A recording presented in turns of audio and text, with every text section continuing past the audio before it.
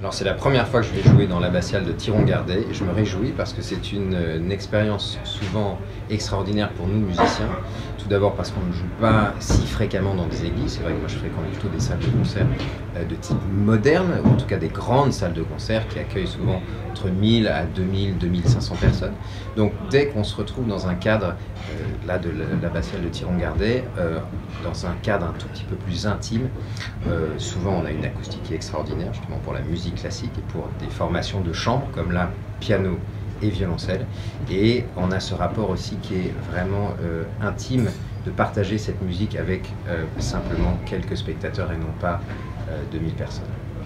Pour ce programme à l'abbatiale, nous allons jouer avec Samuel Parent. Nous allons débuter ce programme avec la sonate de Rachmaninov, qui est une des plus grandes sonates pour violoncelle et piano.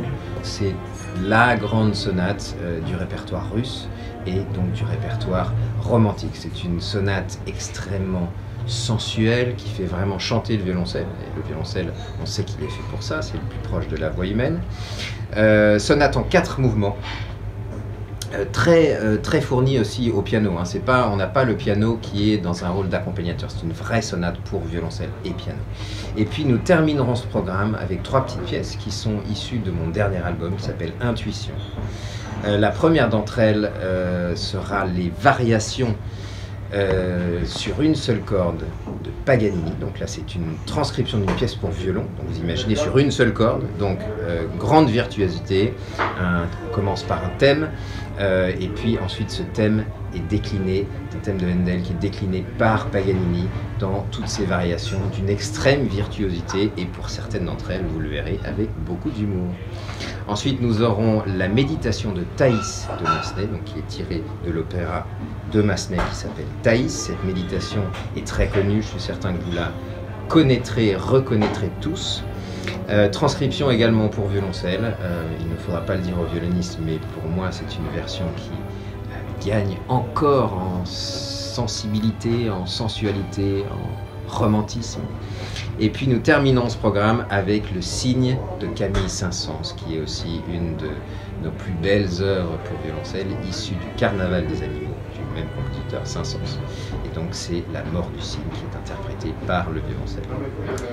Alors Samuel Parent, avec qui je me réjouis de partager ce concert à l'abbatiale de Thiron-Gardais, est un pianiste merveilleux que je connais depuis des années, mais avec lequel je collabore seulement depuis 4 années, puisqu'il est le pianiste de ma classe d'excellence de violoncelle de la Fondation Louis Vuitton. Voilà, c'est une grande chance de l'avoir, parce que ça n'est pas simplement un accompagnateur, quoique ce rôle est très difficile, parce qu'il faut à la fois être un merveilleux pianiste, être un très bon lecteur, c'est-à-dire être capable de lire toutes ces partitions qui l'accompagnent dans un laps de temps très court, et en même temps avoir la faculté de réagir au quart de tour quand moi je fais reprendre les élèves de ma classe de violoncelle. Et donc Samuel à chaque fois doit tout de suite réagir et interpréter une mesure par-ci par-là.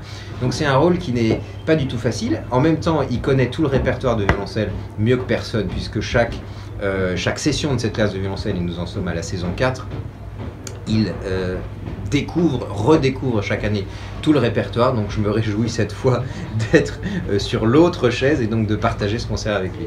Le patrimoine et la musique, c'est un point commun avec Stéphane Bern. Nous sommes tous les deux des acteurs, des défenseurs de ce patrimoine.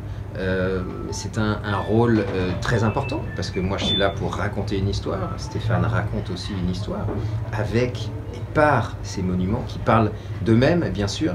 Et moi je raconte cette musique qui date de la musique baroque, musique classique, romantique, jusqu'à la musique moderne. Alors on parlait de patrimoine tout à l'heure, mais c'est vrai que mon fidèle compagnon, mon violoncelle, Matteo Goffriller de 1701, est un violoncelle unique. Chaque instrument a son âme aussi. C'est vrai qu'on a un instrument et un instrumentiste qui ne font plus qu'un. C'est 1 + 1 = 1.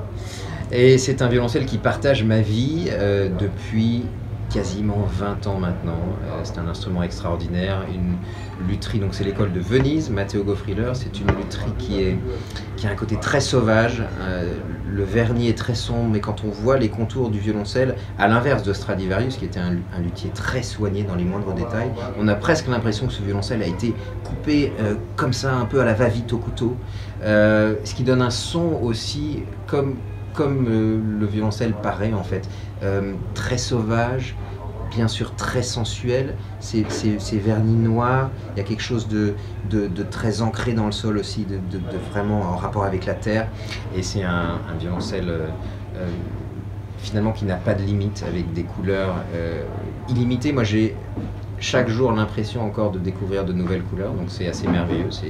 Je suis comme un peintre qui chaque jour mélange, distille et fait des combinaisons de couleurs, et chaque jour je trouve des nouvelles sonorités sur ce violoncelle.